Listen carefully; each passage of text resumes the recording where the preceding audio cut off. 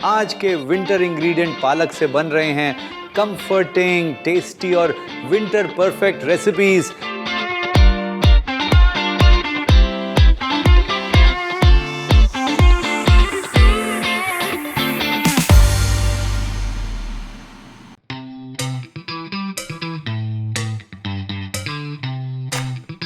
पालक जो है वो किस तरह से उसको ट्रीट कर रहे हैं। भाई ट्रीटमेंट ऐसा थोड़ी है कि मैं आपसे कैसे बात कर रहा हूँ, जो इंग्रेडिएंट्स हैं उनसे किस तरह से बातचीत हो रही है।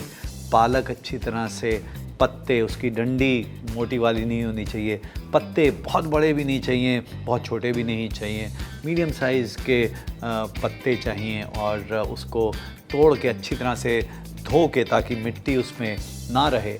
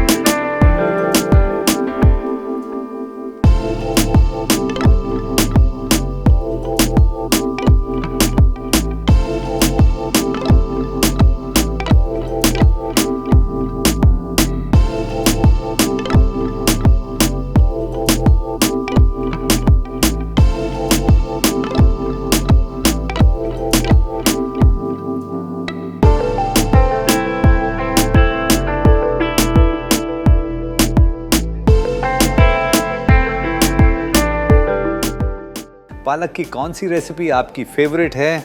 कमेंट में पालक पावर लिखिए और वीडियो को लाइक करना ना भूलें।